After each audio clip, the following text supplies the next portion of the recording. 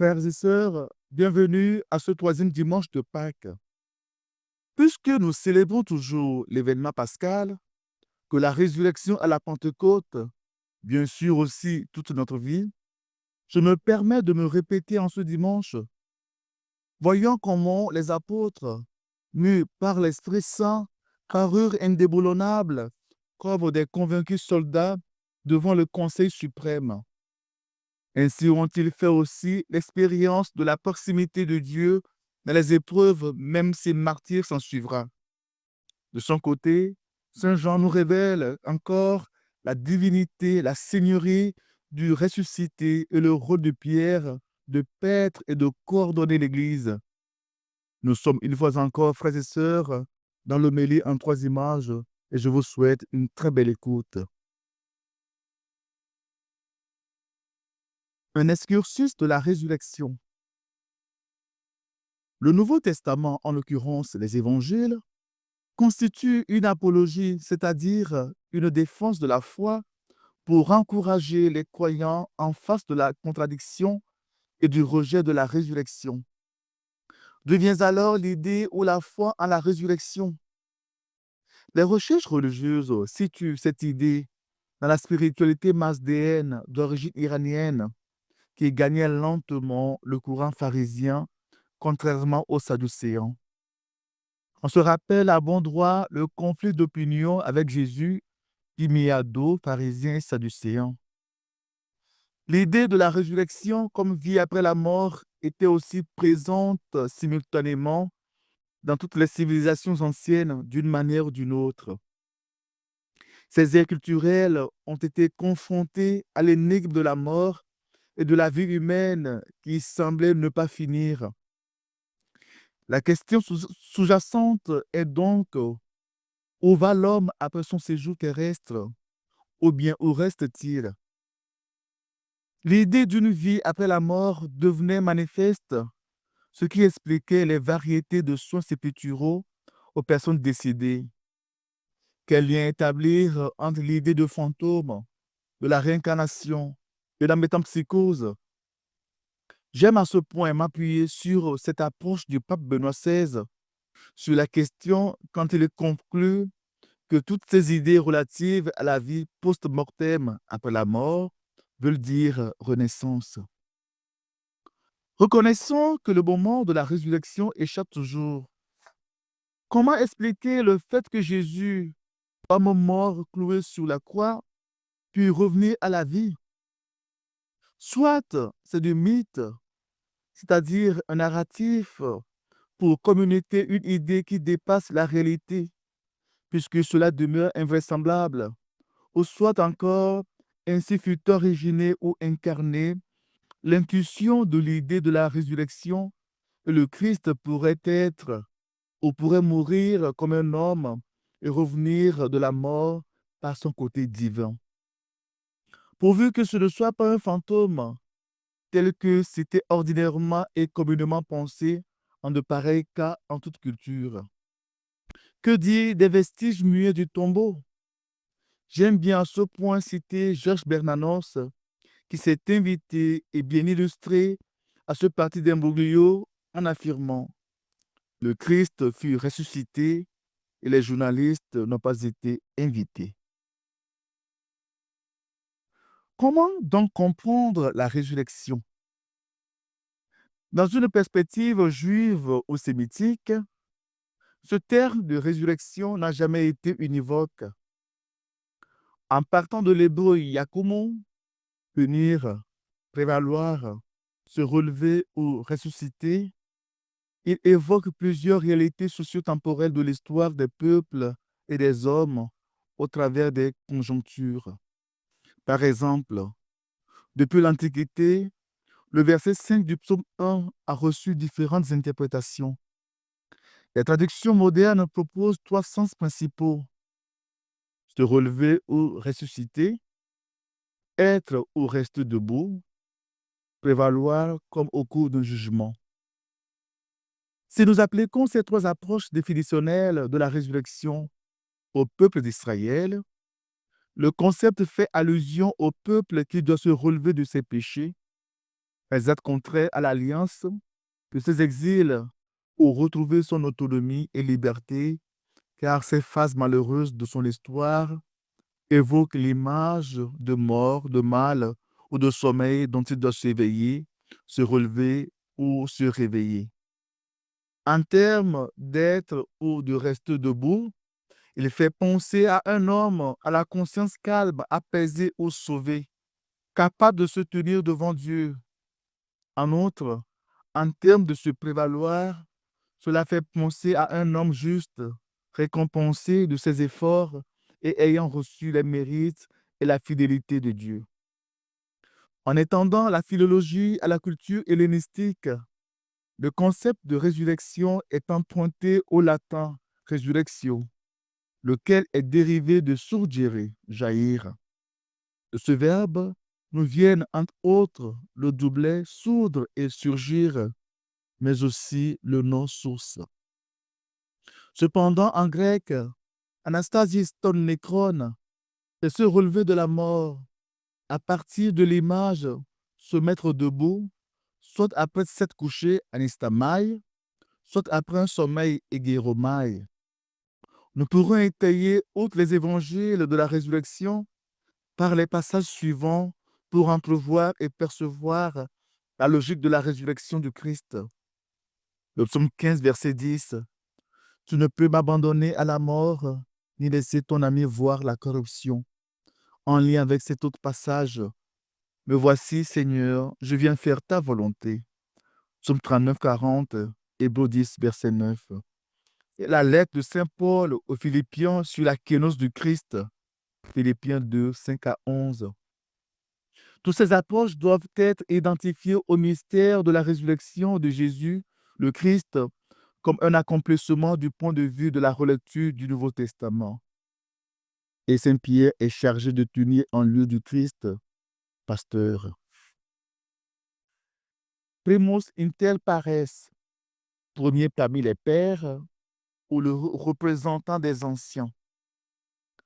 Bien-aimés dans le Seigneur, pourrions-nous parler d'une synchronicité quand l'Évangile concorde au moment que nous vivons en Église? Eh bien, depuis le lundi de Pâques, le pape François, le récent successeur de Pierre, chargé de conduire le troupeau du Christ, passa de ce monde au Père éternel et son visage nous disparut complètement le 26 avril dernier. Alors que le siège pétrinien est vacant, les apôtres, nos cardinaux, se réunissent dans la chapelle Sistine en conclave, priant, cogitant, se concertant, discernant, afin d'identifier la personne idoine que l'Esprit suscitera pour conduire et guider la barque du Christ sur le siège confié à Pierre.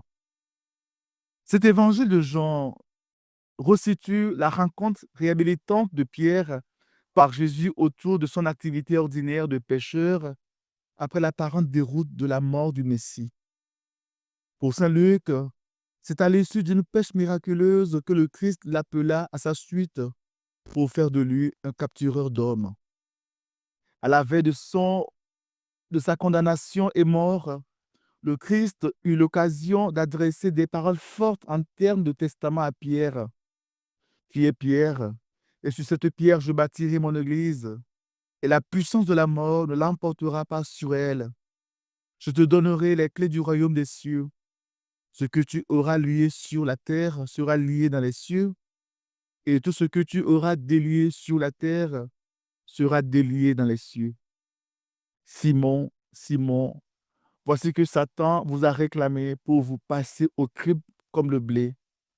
Mais j'ai prié pour toi, afin que ta foi ne défaille pas. Toi donc, quand tu seras revenu, affermis tes frères. Pierre lui dit, Seigneur, avec toi, je suis prêt à aller en prison et à la mort.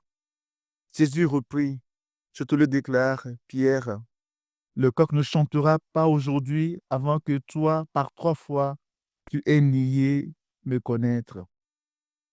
Et quand le reniement de Pierre advint, Saint Matthieu rapporte, alors Pierre se souvint de la parole que Jésus lui avait dite, avant que le coq chante, tu m'auras renié 3 fois.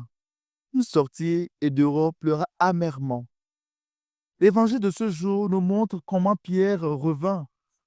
En fait, c'est le Saint Maître qui alla à sa rencontre et le réhabilita par 3 questions qui effacèrent les 3 reniements aux 3 questions au bout desquelles il entra dans le mystère de la résurrection du Maître.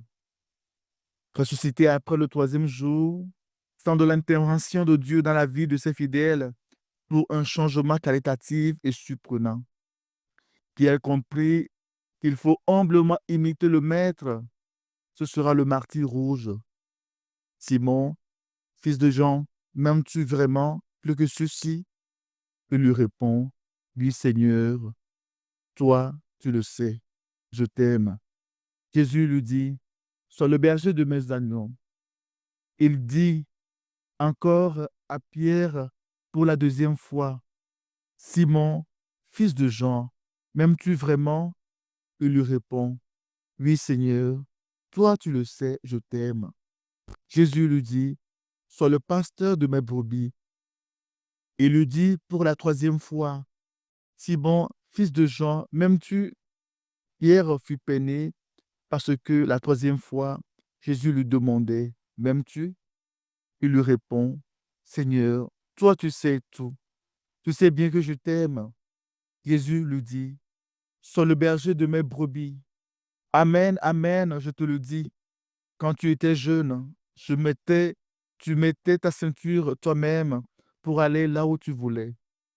Quand tu seras vieux, tu étendras les mains et c'est un autre qui te mettra ta ceinture pour t'emmener là où tu ne voudrais pas aller. Jésus signifiait par là de quel genre de mort Pierre rendrait gloire à Dieu. Sur ces mots, il lui dit, suis-moi. Ce n'est que dès lors que Pierre put paître, nourrir le troupeau de Dieu. En effet, c'est au Christ de lui montrer par l'esprit illuminateur et pédagogue dans quelle direction jeter les filets pour prendre des poissons de manière à ce que l'humanité entière soit touchée par la parole de vie, d'où la symbolique des 153 poissons qui représentaient le monde à évangéliser. Le fait que c'est le Saint-Esprit qui agit dans l'Église est évident, du simple fait qu'il existe toujours après 2000 ans. Au cours de sa longue histoire, tout a été fait avec l'Église. Elle a été interdite ou utilisée, élevée au ciel ou maudite, soudoyée ou persécutée, emprisonnée ou exclue. Et tous les quelques ans, elle a été déclarée morte. Elle a aussi ses zones d'ombre, mais elle se relève toujours selon la prière de son fondateur. Tu es pierre, et sur cette pierre je bâtirai mon église, et la puissance de la mort ne l'emportera pas sur elle. Je te donnerai les clés du royaume des cieux. Tout ce que tu auras lié sur la terre sera lié dans les cieux, et tout ce que tu auras délié sur la terre sera délié dans les cieux. Matthieu 16, 18 à 19. On raconte que Napoléon un jour a menacé le négociateur du Vatican Consalvi. Vous rendez-vous compte, Éminence, que je peux détruire votre église à tout moment? Consalvi a répondu, vous vous rendez compte, Éminence, que même nous, prêtres, n'avons pas réussi à faire cela en 18 siècles? Et une autre chose parle au nom du mystérieux architecte spirituel.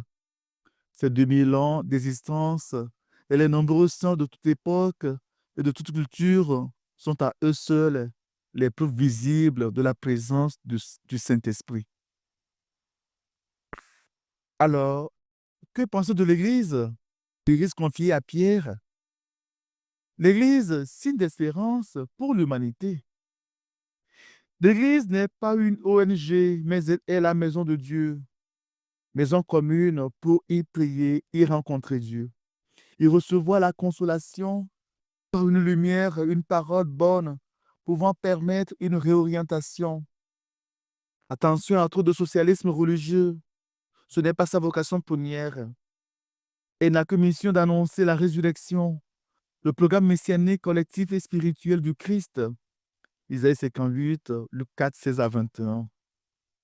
Être ressuscité, c'est être racheté ou passer d'une situation de mort entendue, négativité, à une situation de vie, positivité ou qualitativité.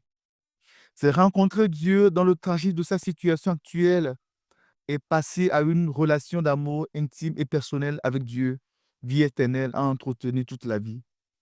Avons-nous déjà perçu une trace de ce passage dans notre vie? La résurrection est le programme infini de la miséricorde divine et se met en vrac sur les friches arides du monde. Pour cela, l'enfant prodigue peut redevenir fils. La Samaritaine peut désormais se prendre en charge par le don de l'Esprit Saint qui coule désormais dans son cœur à travers le discernement. Les aveugles peuvent voir, le paralytique peut marcher, les prisonniers libérés, les sourds peuvent entendre.